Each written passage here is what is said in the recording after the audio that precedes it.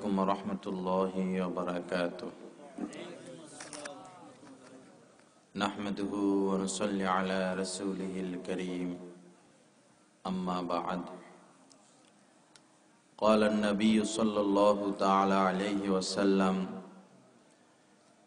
إياك والحسد فإن الحسد يأكل الحسنات كما تأكل النار الحطب أو كما قال النبي صلى الله تعالى عليه وسلم اللهم صل على سيدنا ومولانا محمد وعلى آل سيدنا ومولانا محمد وبارك وسلم আমি রাসূল করিম সাল্লাল্লাহু তাআলা আলাইহি ওয়াসাল্লামের অসংখ্য অগণিত হাদিস শরীফ থেকে একখানা হাদিস শরীফ পাঠ করলাম। আল্লাহ জাল্লা শানহু আমাদের সকলকে হাদিসের নূর দ্বারা আমাদের জীবনকে, আমাদের অন্তর আত্মাকে নূরান্বিত করিয়া দেন এবং এই হাদিস অনুযায়ী জীবন গড়ার তৌফিক দান করেন। আল্লাহ রাসূল বলেন, ইয়্যাকা ওয়াল হাসাদা, অবশ্যই হিংসা থেকে বেঁচে থাকো। হিংসা, অন্যের ভালোটা দেখতে না পারা। ইয়্যাকা ওয়াল হাসাদ ফাইন্নাল হাসাদা ইয়াকুলুল হাসানাত কামা তাকুলুন নারুল হাতাবা। আগুন যেমন শুকনা কাঠকে জ্বালাইয়া ছাই করে ফেলে, হিংসা মানুষের নেক আমলকে এরকম জ্বালাইয়া ছাই করে ফেলে। যদি কোনো মানুষের প্রতি হিংসা হয়, যদি কাহারো ভিতরে হিংসা থাকে, তো এটার দুনিয়াবি কিছু ক্ষতি আছে এবং আখিরাতে কিছু ক্ষতি আছে। দুনিয়াবি ক্ষতি হইল, আমার ভিতরে যদি হিংসা থাকে, এটা এমন একটা উপাদান, এই হিংসা নামীয় এই উপাদানটা আমাকে কখনো শান্তি দিবে না। এটা একটা আগুন, এটা ভিতরে জ্বলতেই থাকে। হিংসার দুনিয়াবি ক্ষতি হইল, যে হিংসা করবে সে তার এই হিংসার আগুনে জ্বলতেই থাকবে, জ্বলতেই থাকবে, তার কোনো নিস্তার নাই, তার কোনো শান্তি নাই। যারা হিংসুক টাইপের মানুষ, এরা যখন ঘুমাইতে যায় তখনও তাদের ভিতরে এই আগুনটা ধাউ ধাউ করে জ্বলতে থাকে, হিংসার আগুনটা। সে তার প্রতিপক্ষ ভাইয়ের কোনো বিষয়টাই সে মানতে পারে না, মেনে নিতে পারে না। কিন্তু আমার বন্ধু, আল্লাহ পাক যদি কোনো সিদ্ধান্ত নেন, আল্লাহ পাক যদি ফয়সালা করেন যে আমি এই কাজটা করবই, তখন হাজার মানুষও যদি এতে বাধা প্রদান করে, হিংসা করে, ক্ষতির চেষ্টা করুক না কেন, এটা তো রব্বুল আলামিনের সিদ্ধান্ত। আমার আপনার হিংসার দ্বারা তার কোনোই ক্ষতি হবে না। আমার শায়েখ ও মুর্শিদ হযরত মাওলানা শাহ আব্দুল মতিন বিন হুসাইন সাহেব দামাত বারাকাতুহুম হযরত বলেন যে, যেই চেরাগ আল্লাহ নিজে জ্বালান, যেই চেরাগ আল্লাহ নিজে জ্বালান, পৃথিবীর সমস্ত মানুষ মিলিয়েও ওই চেরাগ নিভাইতে পারবে না, যেহেতু এই চেরাগ জ্বালাইছেন খোদ আল্লাহ পাক। তো হিংসা করতে পারবো, করা যাবে, কিন্তু ক্ষতি কিছু করতে পারবো না। মনে করুন আমাদের বাংলাদেশ সরকার এই জায়গাতে এই এলাকায় একটা যে কোনো একটা সরকারি বাসভবন গড়বেন অথবা একটা রাস্তা করবে। তো পার্শ্ববর্তী এলাকার লোকরা যদি হিংসা শুরু করে যে হ্যাঁ, প্রধানমন্ত্রী করগাঁও রাস্তা করবে, বিএপি রাস্তা, হাইওয়ে করবে, কিশোরগঞ্জ চোখে দেখে না, উনি কিশোরগঞ্জে করতে পারে না, উনি করগাঁও গেছে কি জন্য করতে। এখন কিশোরগঞ্জের এই লোকরা যদি প্রধানমন্ত্রীর এই সিদ্ধান্ত নিয়ে কানাঘোষা করতে থাকে, হিংসা করতে থাকে, সমালোচনা করতে থাকে, সরকার যে রাস্তা করার উদ্যোগ নিছেন সে কি উদ্যোগ ছাড়া দিবে? এটা তো পাশ হয়ে গেছে, রাস্তা তো হবে। তো হিংসা করার দ্বারা আমার কি ক্ষতি হইল? আমার ক্ষতি হইল আমি ভিতরে ভিতরে জ্বলতে থাকব, কষ্ট পাইতে থাকব, এই হিংসা আমাকে আঘাত দিতে থাকবে। আর যদি আমি সাপোর্ট করি, মেনে নেই, এই সাপোর্ট করা মেনে নেওয়া মানে হচ্ছে আগুনের মধ্যে ঠান্ডা পানি ঢেলে দেওয়া। আগুনের মধ্যে ঠান্ডা পানি ঢেলে দেওয়া, তখন এই হিংসাটা নিপাত হয়ে যাবে। আল্লাহ আমাদেরকে হিংসা ফাসাদ থেকে হেফাজত করেন। হিংসার অনেক প্রকার আছে। মনে করুন আপনার বাড়ির পাশে একটা নারিকেল গাছ, আপনার চাচাতো ভাই হোক, জ্যাঠাতো ভাই হোক, যেই হোক, প্রতিবেশীরও আরেকটা নারিকেল গাছ আছে। তো আপনার এই প্রতিবেশীর নারিকেল গাছে অনেক অনেক নারিকেল, কেমন যেন নারিকেল গাছ ভাঙ্গা পড়বে, এত নারিকেল, মাশাআল্লাহ। আর আপনার নারিকেল গাছে এই এক দুইটা কোন রকম বাইরে হয় আর কি। এখন আপনি সকালবেলা ঘুম থেকে উঠে যখন বাইরে হন, নজরটা চলে যায় ওই নারিকেল গাছের মাথায়। হায় রে, যদি একটা তুফান আসতো, যদি তুফানে গাছটা ভাঙ্গা ফেলতো, যদি একটা ঠাডা পড়তো ওই নারিকেল গাছটার উপরে, হ্যাঁ, এত ঝড় তুফান আসে, এই গাছ ঝড় তুফানে এই গাছ এটা দেখে না, নানান কথা মাথা চিন্তা আসে। তো এই যে তাকে একটা পীড়া দিতেছে, আঘাত দিতেছে, এইটা হচ্ছে হিংসা করার দুনিয়াবী শাস্তি। তো এখন এই হিংসা থেকে আমার উদ্ধারের উপায় কি? আরো অনেক প্রকার আছে। মনে করুন আপনার সন্তান আছে, আরেকজনের সন্তান আছে, আপনার সন্তানগুলো বখাটে, পড়াশোনা করলো না, আপনার প্রতিবেশীর সন্তানেরা পড়াশোনা করছে, ভালো চাকরি বাকরি করতেছে। এখন আপনি দিন রাত হিংসা আক্রান্ত যে আমার পোলাপাইনগুলো রাস্তা রাস্তায় ঘুরে আর এরা পড়াশোনা করে চাকরি বাকরি করতেছে, অর্থ কামাইতেছে, আপনি তাদেরকে দেখতে পারেন না, তাদের কথা শুনতে পারেন না, তাদের কোনো প্রশংসা শুনলে আপনার চেহারা মলিন হয়ে যায়, আপনার ভিতরে ধাউ ধাউ করে আগুন জ্বলতে থাকে। এই যে কষ্টটা কেন আমি আমার মাথায়, এই কষ্টটা কেন আমি আমার মাথায় তুলে নিলাম? তো এই যে হিংসার যন্ত্রণা, দুনিয়াবী যন্ত্রণা, বিষয়টা বুঝে আসছে আপনাদের? আমার কথা বুঝতেছেন না? একটু হাঁ হো করেন না, ঘুমিয়ে গেলে তো হবে না। বুঝতেছেন তো কথা? একটু হাত উঠান তো, কারা কারা বুঝতেছেন? মাশাআল্লাহ, সবাই তো দেখা যায় বুঝে। এখন এই যে হিংসার এই আরো এক দুইটা উদাহরণ দেই। মনে করেন দুইটা মুদি দোকান, পাশাপাশি দুইটা মুদি দোকান, এক দোকানে দিন রাত কাস্টমার আসতেই থাকে, আর আমার দোকানটায় কাস্টমার আসে না, মাত্র এক দুইটা কাস্টমার, সামান্য কিছু বেচা কিনা হয়, সারাদিনে হয়তো 400-500 টাকা বিক্রি করি, আর পাশের দোকানে 10-15-20 হাজারও বিক্রি করে। এখন অটোমেটিকলি এই লোক ওই দোকানওয়ালার ব্যাপারে কি করবে? হিংসা করবে। মনে মনে চিন্তা করবে যে কত মানুষ গাড়ি অ্যাক্সিডেন্ট হয়ে মরে, এই লোকটা যদি গাড়ি অ্যাক্সিডেন্ট হয়ে মরতো তাহলে সব কাস্টমার আমার দোকানে আসতো। মনে মনে এটা কামনা করে যে কত অসুখ বিসুখ হয়, আর এই লোকটার কোনো অসুখে হয় না। যদি একটা মারাত্মক অসুখ হইতো, আমি একটু ভালো কি করতাম, বেচা কিনা করতাম। তো একদিক থেকে তো তার বেচা কিনা হয় না, এক কষ্ট, আরেক কষ্ট, সারাদিন বসে বসে এগুলো ভাবে, আরেক কষ্ট, এই যন্ত্রণা ভুগতেই থাকে, ভুগতেই থাকে, ভুগতেই থাকে। তো আমাদের ভিতরে কম বেশ কাহারো না কাহারো সম্পর্কে এরকম কি আছে? হিংসা আছে, আছে না? আছে, হিংসা আছে। এখন এই হিংসা থেকে বাঁচার পদ্ধতি কি? উদ্ধারের রাস্তা কি? উদ্ধারের রাস্তাটা বললে মানবো তো আমরা? হিংসা থেকে বাঁচার উদ্ধারের রাস্তা হচ্ছে, হযরত থানবী, হযরত মাওলানা আশরাফ আলী থানবী রহমতুল্লাহ আলাইহি এভাবে লিখছেন, যার প্রতি তোমার হিংসা হয়, তার মাল সম্পদ দেখতে পারো না, তার ভালো দেখতে পারো না, তার সুনাম শুনতে পারো না, যার প্রতি তোমার হিংসা হয়, তাকে দেখলে তুমি সালাম করো, তার সাথে মুসাফা করো। এটা খুব কষ্টের বিষয়। যার প্রতি আমার হিংসা, হেরে আমি সালাম দিব, মুসাফা করবো হাসি মুখে। শুধু সালাম দিলে হবে না, হাসি মুখে সালাম দিতে হবে।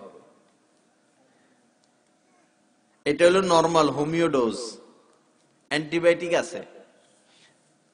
অ্যান্টিবায়োটিক হইলো আমি যখন দোয়া মুনাজাত করব আল্লাহ পাকের দরবারে, হাই অ্যান্টিবায়োটিক যেটা, সেটা হইল আমার শায়েখ ও মুর্শিদ বলছেন, যার প্রতি হিংসা হয় তুমি দোয়া মুনাজাতে তার জন্য দোয়া করো এইভাবে, যেরকম নারকেল গাছের উদাহরণ দিলাম। আল্লাহর কাছে এইভাবে বলতে হবে, আল্লাহ তার নারকেল গাছে তো আপনি অনেক নারকেল দিছেন, তার নারকেল গাছে আরো নারকেল বাড়াইয়া দেন। অথবা মুদি দোকান, আয় আল্লাহ তার মুদি দোকানে তো অনেক বেচা কিনা হয়, তার দোকানে আপনি বেচা কিনা আরো বাড়াইয়া দেন। আমার শায়েখ বলেন এটা করাতের মতো কাজ করবে। যার প্রতি আমার হিংসা হয় তার জন্য যদি একতরফা এরকম দোয়া করতে পারি, করাতের মতো কাজ করবে। করাত যেরকম মুহূর্তে গাছ দ্বিখণ্ডিত করে ফেলে, আমার হিংসাকে মুহূর্তের মধ্যে সে জবাই করে দিবে। এটা একটু কঠিন। সহজটা হইল দোয়া মুনাজাত যখনই করব আমি, যেহেতু এটা একটা চিকিৎসা ভাই, চিকিৎসা এটা কষ্ট, ইনজেকশন নিতে কষ্ট লাগে না, কাটা গেছে ব্যান্ডেজ করতে কষ্ট লাগে না, ফোঁড়া উঠছে এটা অপারেশন করতে কষ্ট লাগে না। শারীরিক চিকিৎসা যেরকম কষ্টকর, অন্তরের ব্যাধিগুলোর চিকিৎসাও এরকম কষ্টকর। তো এটা একটু কড়া। সহজ রাস্তা কি হিংসা থেকে বাঁচার? যখন আমি দোয়া মুনাজাত করব, চিকিৎসা হওয়ার আগ পর্যন্ত এটা বলবো, আল্লাহ তার মুদি দোকানে তো আপনি ভালো বেচা কিনা দিছেন, আল্লাহ তার বেচা কিনা বাড়াইয়া দেন, আমার দোকানেও কাস্টমারের ব্যবস্থা করে দেন। তার নারকেল গাছে তো আপনি অনেক নারকেল দিছেন, আল্লাহ নারকেল আরো বাড়াইয়া দেন, আল্লাহ আমার নারকেল গাছটার মধ্যেও আপনি নারকেল দান করেন। এটা হচ্ছে সহজ। এই দোয়াটা যদি আমি করতে পারি, যার প্রতি আমার হিংসা হয়, আল্লাহর ফজলে দেখেন 15-20 দিন, সর্বোচ্চ 1 মাস, এর মধ্যেই আমার জ্বলন্ত অন্তরটা, যেহেতু হিংসার কারণে অন্তর জ্বলে, আমার জ্বলন্ত অন্তরটা আল্লাহর ফজলে ঠান্ডা বরফের মতো হয়ে যাবে। বুঝে আসছে তো কথা? বড় ভাই ছোট ভাইয়ের মধ্যে হিংসা, দুইজন চেয়ারম্যান, দুইজন নির্বাচন করছে, একজন হাইরা গেছে, একজন জিতছে, একজন আরেকজনের প্রতি হিংসা, দুইটা স্কুল পাশাপাশি, এক স্কুলওয়ালা আরেক স্কুলওয়ালার সাথে হিংসা, দুইটা মাদ্রাসা পাশাপাশি, এক মাদ্রাসাওয়ালা আরেক মাদ্রাসাওয়ালার প্রতি হিংসা, আছে না এরকম? দুই আমেরিকানওয়ালা, এক গ্রামে দুই ধনী, এক ধনী আরেক ধনীর প্রতি হিংসা। এই যে হিংসাগুলো, এই হিংসাগুলো থেকে বাঁচার সহজ রাস্তা হচ্ছে এটা। আল্লাহ পাক আমাদের সকলকে হিংসা থেকে বাঁচার তৌফিক দান করেন। বুঝছেন তো কথা? এখন যার প্রতি হিংসা হয় তার জন্য দোয়া করব তো না আগুনে জ্বলতে থাকবো? যদি মন চায় আগুনে জ্বলি, দুনিয়ার আগুনে আইসা তো মরার পরে নেক আমল যা করব, স্পষ্ট কথা, আগুন যেরকম শুকনা কাঠকে অস্তিত্বহীন করে দেয়, আমার হিংসা অপর ভাইয়ের প্রতি, আমার এই হিংসাটা আমার নেক আমলকে এরকম নিশ্চিহ্ন করে ফেলবে, নেক আমলে থাকবে না। ইয়াকুলুল হাসানাত, হাসানাতকে খাইয়া ফেলবে আমার হিংসাটা। হিংসা করা মানে আল্লাহ পাকের সিদ্ধান্তের উপর হাত দেওয়া। আল্লাহ সিদ্ধান্ত নিছেন এটা, যে আল্লাহ এই বান্দাকে এই এই এই এই অমুক অমুক নিয়ামত দিবেন, এটা আল্লাহর ফয়সালা, আল্লাহর সিদ্ধান্ত। আমি যদি এখানে হাত বাড়াই, আমি যদি অমঙ্গল কামনা করি, আমি যদি ধ্বংস কামনা করি, আমি তো আল্লাহর ফয়সালার উপর হাত দিলাম। বুঝে আসছে না কথা? আল্লাহ আমাদের সকলকে বুঝা এবং আমল করার তৌফিক দান করেন। আমার বন্ধুরা, এরকম ভাবে আমাদের অন্তরে অনেক রোগ আছে। এটা তো একটা রোগ হিংসা, দ্বিতীয় আরো রোগ আছে, যেরকম অহংকার, নিজেকে বড় মনে করা, অন্যকে ছোট মনে করা, এটা একটা রোগ। আরেকটা রোগ হলো কুধারণা করা, অযথা একজন ভাইয়ের ব্যাপারে কুধারণা, মনে হয় হে সুদখোর, মনে হয় ঘুষখোর, মনে হয় আমার ক্ষতি করে, মনে হয় সে আমার পিছে লাগা আছে। এই যে অযথা একজনের প্রতি কুধারণা করা, এগুলো হচ্ছে আত্মিক ব্যাধি। দুনিয়ার লোভ, খাওয়ার লোভ, আমার সুনাম সুখ্যাতি বিশ্বময় ছড়িয়ে পড়ুক, মানুষের মুখে মুখে আমার নাম ছড়াইতে থাকুক, এগুলো কি দিলের রোগ।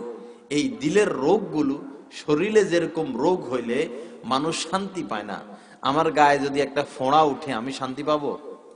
এখানে একটা ফোঁড়া উঠছে, আমার যদি জ্বর হয় 102-3 ডিগ্রি, আমি কি শান্তি পাবো? আমার যদি অ্যালার্জি অনেক উঠে যায়, হাই প্রেশার অনেক উপরে বা লো প্রেশার অনেক, ডায়াবেটিসে আমি আক্রান্ত, আমি কি শারীরিকভাবে সুস্থ হব, আরাম পাবো? শারীরিক রোগ হলে মানুষ যেরকম শান্তি চোখে দেখে না, শারীরিক রোগ হলে মানুষ যেরকম অশান্তিতে ভুগতে থাকে, অন্তরের রোগের কারণে অন্তর আত্মা এরকম পেরেশানির মধ্যে থাকে, অন্তরটা এরকম চিন্তাগ্রস্ত থাকে, অন্তরটা এরকম হাজারো মুসিবতের মধ্যে আক্রান্ত থাকে। আন্তরিকভাবে এই লোক কখনো সুখ কপালেও দেখে না, সুখের ব্যাপারটা চিন্তাও করতে পারে না, অন্তরে রোগ থাকার কারণে। আল্লাহ আমাদের সকলকে অন্তরের রোগ থেকে হেফাজত করেন। ইউজাক্কিহিম, কোরআন শরীফের মধ্যে আসছে আল্লাহ রাসূলের মৌলিক কাজ ছিল 4টা, তার মধ্যে দ্বিতীয় কাজ হচ্ছেন তিনি সাহাবাদের ইসলাহ করছেন, অন্তরের রোগগুলোর নিরাময় করছেন, চিকিৎসা করছেন। তো এই জামানায় আমাদের যাদের অন্তরে রোগ আছে, অহংকার হোক, হিংসা হোক, উদারণা হোক, হব্বে যা হোক, হব্বে মাল হোক, খাওয়ার লোভ হোক, যাই হোক, যে রোগগুলো আছে, আমরা যদি এই রোগগুলো থেকে মুক্তি পাইতে চাই তাহলে হক্কানি আল্লাহর ওলি যারা, পীর মাশায়েখ যারা, তাদের সোহবতে যাইতে হবে। শারীরিক চিকিৎসার জন্য যাইতে হয় ডাক্তারদের কাছে, ডাক্তারদের কাছে যাইয়া বলতে হয়, ভিজিট দিতে হয়, পরীক্ষা নিরীক্ষা আছে, ডাক্তাররা ওষুধ লিখে দেয়, তখন আমার শারীরিক রোগের চিকিৎসা হবে। আর অন্তরের রোগের যে ব্যাপারটা, এখানে কোনো আল্লাহওয়ালার সোহবতে গেলেই হবে, ভিজিট লাগবে না, উনি কোনো টেস্টও দিবেন না, উনি কিছু হয়তো পরামর্শ দিবেন, বাকি এরকম কোন আল্লাহওয়ালাকে যদি পাওয়া যায় তো তার সোহবতে যাইয়া বসলেই আমার ভিতরের চিকিৎসাটা অটোমেটিক হইতে থাকবে। আগুনের কাছে যায় বসলে গরম লাগে না, বরফের কাছে যায় বসলে শীত লাগে না, এরকম আল্লাহওয়ালাদের সোহবতে গেলে আমার অন্তরের মধ্যে আসর পড়তে থাকবে, আমার অন্তর থেকে দুনিয়া বাইর হইতে থাকবে, আমার মধ্যে দ্বীন দাখিল হইতে থাকবে। আল্লাহ পাক নিজ করমে আমাদের সকলকে এই কথাগুলোর উপর আমল করার তৌফিক দান করেন। আমার বন্ধু, যত পেরেশানি, যত অশান্তি, যত দুঃখ মুসিবত, যত কিছুর মধ্যে আমরা আক্রান্ত আছি, এই সমস্ত মুসিবত দূর করার একটা রাস্তা হচ্ছে, আল্লাহ পাক বলেন ওয়াজারু যাহিরাল ইসমি ওয়া বাতিনা, তোমরা বাহ্যিক উপরে উপরে যত গুনাহ করো এই গুনাহগুলো ত্যাগ করো, এবং অভ্যন্তরীণ ভিতরে ভিতরে যে গুনাহগুলো করো এই গুনাহগুলো ত্যাগ করো। আমার বন্ধু, আমরা যখন যাবতীয় গুনাহগুলো ত্যাগ করব, সমস্ত গুনাহ, তখন আল্লাহ পাকের পক্ষ থেকে হুয়াল্লাযী আনজালাস সাকিনাতা ফি কুলুবিল মুমিনিন, যখন আমরা মুমিন হয়ে যাব তো আল্লাহ যিনি আমাদের অন্তরে সাকিনা নাজিল করবেন, শান্তি নাজিল করবেন। আমরা সবাই শান্তি চাই ভাই, শান্তি চাই। শান্তির রাস্তা হচ্ছে সুন্নত তরিকা। যদি সুন্নত তরিকা মোতাবেক চলতে পারি তো আল্লাহ পাকের পক্ষ থেকে আমার নিকট শান্তি আসতেই থাকবে, আসতেই থাকবে। আল্লাহ আমাদেরকে যাবতীয় গুনাহগুলো থেকে বাঁচা এবং সুন্নত মোতাবেক জীবন গড়ার তৌফিক দান করেন। পাকিস্তানে একজন বড় আলেম এবং আল্লাহ পাকের ওলি হযরত জুলফিকার আলী নকশবন্দি দামাত বারাকাতুহুম, উনার এক মুরিদ এবং মুরিদা, স্বামী স্ত্রী দুজন মুরিদ উনার হাতে, একদিন যাইয়া শায়েখের কাছে বলতেছে, হযরত, আমাদের ঘরটা জাহান্নামের একটা অংশ, আমরা হাজারো পেরেশানিতে আছি, দুঃখে আছি, কষ্টে আছি, আমাদের স্বামী স্ত্রী একজনের প্রতি আরেকজনের কোনো মন বসে না, আপনি আমাদের মধ্যে তালাকের ব্যবস্থা করে দেন, আমরা একজন আরেকজনকে চাই না, এতটা কষ্টের মধ্যে আমরা আছি। তো হযরত বললেন, শুনছেন, শোনার পরে বলছে, ঠিক আছে তালাকের ব্যবস্থা করব, তবে তোমাদেরকে একটা পরামর্শ দেই, একটা চিকিৎসা দেই, এই চিকিৎসাটা একটু মানো, দেখো তোমাদের মধ্যে মহব্বতের জন্ম হয় কিনা, যদি মহব্বতের উদ্রেক না হয় পরের ফয়সালা পরে হবে। তো হযরত উনারা বললেন, ঠিক আছে হযরত আপনি চিকিৎসা দেন। হযরত বললেন, স্বামীকে বললেন যে তুমি যখন ঘরে প্রবেশ করবা আল্লাহ রাসূলের একটা সুন্নত জিন্দা করবা, সেটা কি? সালাম দিবা তোমার স্ত্রীকে এবং মুস্কি হাসতে হাসতে ঘরে প্রবেশ করবা। চিকিৎসা কি দিছেন? ঘরে প্রবেশ করতে সালাম করবা এবং মুস্কি হাসতে হাসতে ঘরে প্রবেশ করবা। এখন ওই লোক বলল 6 মাস এই আমল করো। ওই লোক মনে মনে ভাবতেছেন যে তালাক দিয়ে দেওয়ার মতো অবস্থা, একজন আরেকজনের পারি না আমরা, রাত্রে খুন করে ফেলি, এখন এই সালাম দিলে আর কি হবে? যাই হোক, শায়েক বলছেন বাসায় যাচ্ছে, দরজা ঢুকবে, অন্যদিন তো দরজা ঢুকে স্ত্রীর দিকে তাকায় না, আরেক দিকে তাকায় থাকে, স্ত্রীর সাথে কথা বলে না, শুধু খোঁটাখুঁটি, এটা সেটা, রাগারাগি। আজকে শায়েকের নির্দেশ যে সালাম দিবা মুস্কি হাসবা, স্ত্রীর দিকে তাকাইয়া সালাম দিতে হবে, মুস্কি হাসতে হবে। বেচারা ঘরে প্রবেশ করলো, স্ত্রীর দিকে তাকাইলো, সালাম দিল, মুস্কি হাসলো। এখন আপনারা বলুন তো, স্ত্রীর দিকে তাকাইয়া মুস্কি হাসলে বেচারে কি মুখ কালা করে রাখবে? সে হাসবে না? এখন ইনি যখন মুস্কি হাসি দিয়া সালাম করলো, স্ত্রীও হাসা দিছে। হাসা দেওয়ার পরে যার শুরু ভালো তার কি শেষ ভালো। আজকে তাদের সংসার শুরু হইলো হাসির মাধ্যমে। মোটামুটি আজকের রাতটা কাটছে, এত বেশি ঝড়গা ফাসাদ হয় নাই। অন্যদিন যে একটা ঠেলা ঠেলি ধাক্কা ধাক্কি, এটা হয় নাই। গেল, পরের দিন আবার আসছে, সকালে অফিসে বা চাকরিতে চলে গেল, পরের দিনও আসলো, আইসা এরকম মুস্কি হাসি দিল, সালাম দিল, স্ত্রীও সালামের জবাব দিল। স্ত্রী অন্যদিন একটু খেদমত না করলেও আজকে একটু খেদমত করার চেষ্টা করছে, স্বামীও এটা গ্রহণ করার চেষ্টা করছে। এইভাবে ক্রমান্বয়ে তাদের মধ্যে যেই তাদের দুইজনের মধ্যে যে একটা অন্তরা, একটা দেওয়াল সৃষ্টি হয়েছে, এটা ক্ষয় হইতেছে আস্তে আস্তে।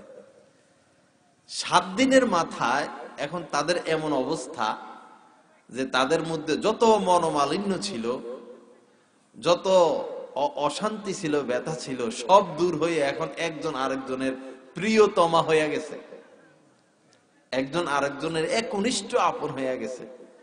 7 দিনের পরে শায়েকের কাছে যায়, বলছে, শায়েক কি তাবিজ দিলেন, কি পরামর্শ দিলেন? 6 মাস তো যাওয়া লাগে নাই, 7 দিনে আমাদের সমস্ত অশান্তি দূর হয়ে গেল। আল্লাহ আমাদের সকলকে সুন্নত জিন্দা করার তৌফিক দান করেন। আমার বন্ধু, নবীকে আমরা মহব্বত করি নামে, নবীর মহব্বত নামে, বাস্তবে নবীর জীবন আমাদের মধ্যে খুঁজে পাওয়া যায় না, নবীর সুন্নত আমাদের মধ্যে খুঁজে পাওয়া যায় না। আল্লাহ রাসূল বলছেন, তারাকতু ফীকুম আমরাইন, তোমাদের মধ্যে 2টি জিনিস রেখে যাচ্ছি, লান তাদিল্লু মা তামাসসাকতুম বিহিমা, কখনোই তোমরা পথভ্রষ্ট হবে না, গোমরা হবে না। লান তাদিল্লু মা তামাসসাকতুম বিহিমা, যদি এই 2টাকে আঁকড়ে ধরো কখনো তোমরা পথভ্রষ্ট হবে না। সেটা কি? কিতাবাল্লাহি, আল্লাহর কিতাব কোরআনে কারীম, ও সুন্নাত রাসূলিহি, আল্লাহ রাসূলের সুন্নত তরিকা। এই 2 জিনিস যদি তোমরা আঁকড়িয়ে ধরো কখনো তোমরা পথভ্রষ্ট হবে না। আমার ভাইরা, সুন্নত এমন একটা জিনিস, সুন্নতের উপর চললে মানুষ শারীরিক রোগ ব্যাধি থেকেও বাঁচতে পারে। সুন্নত মোতাবেক চললে একটা ঘরের মধ্যে শান্তি আর শান্তি থাকে। সুন্নতের খেলাফ যদি মানুষ চলে, ঘরের মধ্যেই অশান্তি সৃষ্টি হয়ে যায়। সুন্নত এমন জিনিস। এক হিন্দু ছেলে, সে মুসলমান হলো, মুসলমান হওয়ার পরে সে তাবলিগে বাইর হইছে। তাবলিগে বাইর হইয়া আমির সাহেব সহ যারা ছিল সবাইরে শুধু, ভাই পানি খাওয়ার সুন্নত তরিকা কি, ভাই ঘুমানোর সুন্নত তরিকা কি, হাঁটার সুন্নত তরিকা কি, জুতা পরার সুন্নত তরিকা কি, জামা পরার সুন্নত তরিকা কি, গোসল করার সুন্নত তরিকা কি, দিন রাত বেচারা হিন্দু থেকে মুসলমান হয়েছে, সকলকে বিরক্ত করে ফেলছে। এটা সুন্নত কি, ওইটা সুন্নত কি। এখন আমির সাহেব বেচারা তো আলেম ছিল না, এত সে বলবে কোথায় থেকে। এক সময় সে বিরক্ত হয়ে গেছে, আরে আপনি মাত্র মুসলমান হয়েছেন, আস্তে আস্তে সব শিখবেন, এরকম সুন্নত সুন্নত এরকম করেন কেন? পরে সে কষ্ট পাইছে, কষ্ট পাইয়া বলল, জানেন কেন আমি আপনাদের কাছে বারবার সুন্নত জিজ্ঞেস করতেছি জানেন আপনারা? তারা বলল, জি বলো। সে বলল, 2জন মানুষ আমার সামনে বসান। 2জন মানুষকে বসাইছে, সে কি পড়া ফু দিছে, ফু দিছে, আর এই 2জন 10-15 হাত একবারই পরে যাইয়া আছাড় খাইয়া যাইয়া পড়ছে। ফু দেওয়ার সাথে সাথে শূন্য হইয়া, ওই স্থান থেকে শূন্য হইয়া 10-15 হাত দূরে যাইয়া পড়ছে। মাত্র একটা ফু দিছে। সবাই তো আশ্চর্য, আরে ব্যাপার কি, এটা কি করলো সে? ফু দিয়ে মানুষ 2জনকে 10-15 হাত দূরে নিয়ে ফালাইলো। পরে এই হিন্দু ছেলে বলল, 10 বছর আমি সাধনা করে এই মন্ত্রটা আমি অর্জন করছি, যে কাউকে ফু দিলে সে 10-15 হাত দূরে যায় পড়বে। এই হিন্দু ছেলে বলল যে, এই যে একটা জাদু আপনাদেরকে দেখালাম, সাধনা দেখালাম, আল্লাহর কসম প্রত্যেকটা সুন্নতের মধ্যে এর থেকেও বেশি শক্তি আমি উপলব্ধি করি, এর থেকেও বেশি শক্তি আমি দেখতে পাই প্রত্যেকটা সুন্নতের মধ্যে। আল্লাহ রাসূলের এক একটা সুন্নতের মধ্যে এরকম শক্তি আমি উপলব্ধি করি। আল্লাহ আমাদেরকে সুন্নত মোতাবেক জীবন গড়ার তৌফিক দান করেন। আমার বন্ধু, পানি খাওয়ার সুন্নত তরিকা হচ্ছে বসে পানি পান করা। বসে পানি পান করা, পানিগুলো একবার দেখে নেওয়া, হ্যাঁ, দুই হাতে গ্লাস ধরা এবং পানি খাওয়ার শুরুতে বিসমিল্লাহ পড়ে এক ঢোক নেওয়া, এরপরে আবার বিসমিল্লাহ পড়ে আরেক ঢোক নেওয়া, এরপর আবার বিসমিল্লাহ পড়ে খাইতে থাকা। এটা হচ্ছে সুন্নত তরিকা। আমরা অনেক জায়গায় শুনছি যে পানি গলায় এটকে মানুষের জান শেষ হয়ে গেছে, দ্রুত খাইতে যাইয়া, হ্যাঁ, এবং ডাক্তাররা বলে যে যদি দাঁড়াইয়া পানি পান করা হয় তাহলে ফুসফুসের মধ্যে পানি জমা হয়ে যায়, একসময় মরণ ব্যাধি হয়ে যায়। তো এইভাবে যত সুন্নত তরিকা আছে, আমরা যদি এই সুন্নত মোতাবেক চলতাম আমাদের জীবন কতই না সুন্দর হতো। একটা শিশু সন্তান যখন ভূমিষ্ঠ হয়, দুনিয়াতে আসে, তখন অভিভাবকের উপরে 5টা সুন্নত আবর্তিত হয়। 5টা সুন্নত। প্রথম সুন্নত হইল এই নতুন বাচ্চাটা, ছেলে হোক মেয়ে হোক, ছেলে হইলে তার ডান কানে আজান দিতে হবে এবং বাম কানে একামত দিতে হবে। মেয়ে হইলেও তার ডান কানে আজান এবং বাম কানে একামত। আজান একামত এত জোরে দেওয়া যাবে না যে ওই কানের পর্দা ফেটে যায়, মোটামুটি একটা আওয়াজে, কারণ নতুন মাত্র সে ভূমিষ্ঠ হয়েছে, এখন কানের পর্দাটা পাতলা। অনেকে আল্লাহু আকবার যেরকম মসজিদে মিম্বারে দেয়, এই আওয়াজ এখানে দেওয়া যাবে না, তাহলে বাচ্চার ক্ষতি হবে। 1 নাম্বার সুন্নত। দ্বিতীয় সুন্নত হইল তাহনিক করানো। তাহনিক মানে হইল কোন আল্লাহওয়ালা বুজুর্গের মুখের লালা, একটা খেজুর বা মধুকে উনি চাপাবেন, মধুই ভালো, চাপাইয়া তার মুখের এই লালা সহ ওই মধুটা বাচ্চার লালা মুখের ভিতরে লাগাইয়া দিবেন। এটাকে বলে তাহনিক। এই তাহনিকের দ্বারা এই ছোট বাচ্চার জীবনের মধ্যে বরকত আসে, তার জীবনটা তার বরকতে ভরে যায়। দ্বিতীয় সুন্নত। তৃতীয় সুন্নত হলো 7ম দিনের দিন তার হাতের নখগুলো কাটা, মাথার চুলগুলো এরকম বেলেট দিয়া ছাঁচা, পায়ের নখগুলো কাটিয়া এগুলোকে ওজন করা। ওজন কইরা সক্ষম হলো এটার ওজন পরিমাণ স্বর্ণ সৎকা করা অথবা রূপা সৎকা করা। এতটুকু না হইলেও যতটুকু সম্ভব খেজুর বা যাই হোক সৎকা করে দেওয়া। এরপরে নবীদের নামের সাথে মিলাইয়া, সাহাবাদের নামের সাথে মিলাইয়া, ওলামা ইকরামের নামের সাথে মিলাইয়া অর্থবহ একটা নাম রাখা 7 দিনের দিন। এবং আকিকা করানো। আকিকা ছেলে হলে 2টা ছাগল বা কোরবানির দুই অংশ বা 1 অংশ, অথবা একটা ছাগল হইলেও হয়, মেয়ে হইলে একটা ছাগল কোরবানির একটা অংশ। আকিকা এরকম ছাগলটাকে জবাই কইরা আত্মীয় স্বজনকে ডাক দিয়া তারপরে সবাইকে খাওয়াইয়া দেওয়া। এই হচ্ছে একটা শিশু দুনিয়াতে আসার পর সুন্নত। এখন বলুন তো, আমরা কি এই সুন্নত গুলো আমল করি তো না। আমাদের সন্তানরা দুনিয়াতে আসলে কত কিছু আমরা করি, কিন্তু সুন্নতটা আমরা জিন্দা করি না, বরং উল্টাটা করি। কি, যেদিন তার খতনা করা হয়, মুসলমানি করা হয়, তো সেই দিন আমরা খানাদানা আয়োজন করি। সেদিন তো খানাদানা আয়োজনের কোনো সিস্টেম নাই। খানাদানার আয়োজন তো 7ম দিনের দিন করা নিয়ম, আকিকার দিন। আমরা করি যাই মুসলমানি করার দিন। আবার অনেক জায়গায় বাইরে হয়েছে এখন মেয়েদের যেদিন কান ফোড়ায়, নাক ফোড়ায়, সেদিন শহরে এগুলো সেদিন অনুষ্ঠান করে। নানান কত তাল আমরা আবিষ্কার করলাম। আল্লাহ আমাদের সকলকে মাফ করেন। আল্লাহ আমাদের সকলকে সুন্নত মোতাবেক আমলের জিন্দেগি দান করেন। আমার ভাইরা, এই একটা শিশু, ছোট বাচ্চা, এ কোনো গুনাহ বুঝে না, এ কোনো অসৎ জীবন বুঝে না। আল্লাহ রাসূল বলছেন, কুল্লু মাউলুদিন ইউলাদু আলাল ফিতরা। যত শিশু ভূমিষ্ঠ হয়, নবজাতক, এরা ফিতরাতের উপর জন্মগ্রহণ করে। কুল্লু মাউলুদিন, প্রত্যেক নবজাতক, ইউলাদু আলাল ফিতরা, ফিতরাতের উপর জন্মগ্রহণ করে। এখন ফিতরাত কি? ফিতরত হইল সঠিক মননের উপর, অর্থাৎ স্বচ্ছতার উপর, অর্থাৎ নিষ্পাপের উপর, অর্থাৎ তাওহীদ ইসলামের উপর, মানে স্বচ্ছ একটা জীবন ধারার উপর এই শিশু বাচ্চাটার জন্ম হয়।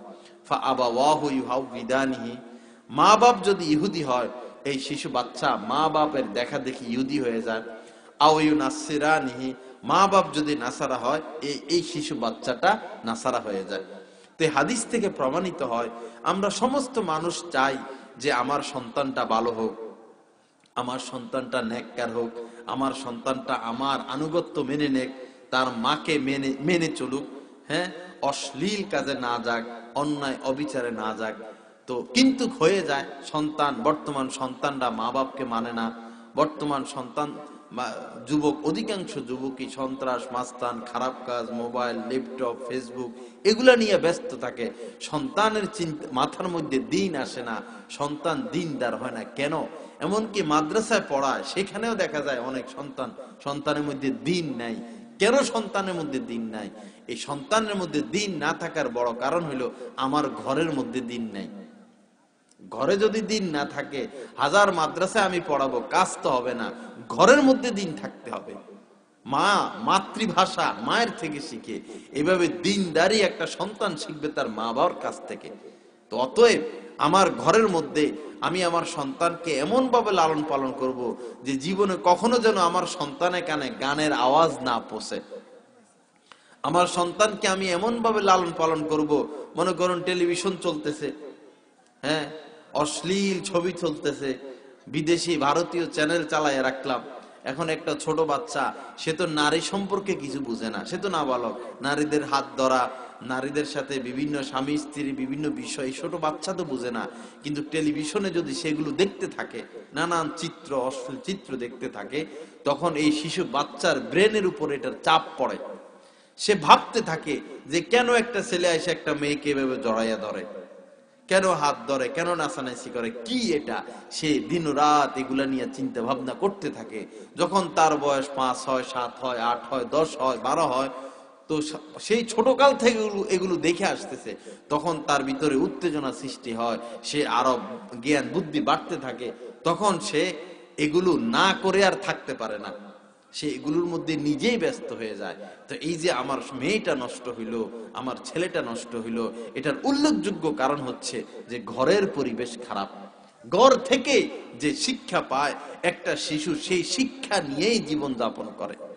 আল্লাহ আমাদের সকলকে হেফাজত করেন। সন্তান নষ্ট হওয়ার আরো অনেক অনেক কারণ আছে। এক কারণ তো হইল বন্ধু বান্ধব। সৎসঙ্গে স্বর্গবাস, অসৎসঙ্গে সর্বনাশ। কুনু মা সাদিকিন, আল্লাহ পাক বলছেন ভালো মানুষকে বন্ধু বানাও। আমাদের এই ছোট বাচ্চারা, এই যুবক ছেলে ফেলে, তরুণ ছেলে ফেলে, তারা কাদের সাথে বন্ধুত্বতা করে, কাদের সাথে উঠা বসা করে, এটা আমাদের অভিভাবকদের খেয়াল রাখা উচিত। যদি ওই ছেলে সিগারেট খানেওয়ালা হয়, অটোমেটিক আমার এই ছেলে সিগারেট খাওয়া শুরু করবে। যদি ওই ছেলে সন্ত্রাস মাস্তান হয়, আমার এই ছেলে সন্ত্রাস মাস্তান হয়ে যাবে। যদি ওই ছেলে রাজনীতিকবিদ হয়, আমার এই সন্তানও রাজনীতিকবিদ হয়ে যাবে। এজন্য সন্তানের বন্ধু বান্ধবদেরকেও খেয়াল করা যে তারা কোন পথে হাঁটেন। এক। দ্বিতীয় হইল সহশিক্ষা, ছেলে মেয়ে একসাথে বসে পড়াশোনা করা। তাফসিরে মাজিদির মধ্যে আমি একটা লেখা পাইছি এরকম, যে সেই ফেরাউন বনি ইসরায়েলের হাজার হাজার শিশুকে জবাই করে দিত। আমরা এই ঘটনা জানি। বনি ইসরায়েলের হাজার হাজার শিশুকে যখনই সে শুনতো ফেরাউনের সেই মিশর জুড়ে কোনো ছেলে বাচ্চার জন্ম হয়েছে, ফেরাউনের সৈন্যবাহিনী যাইয়া ওই ছেলে বাচ্চাকে মায়ের সামনে জবাই করে দিত।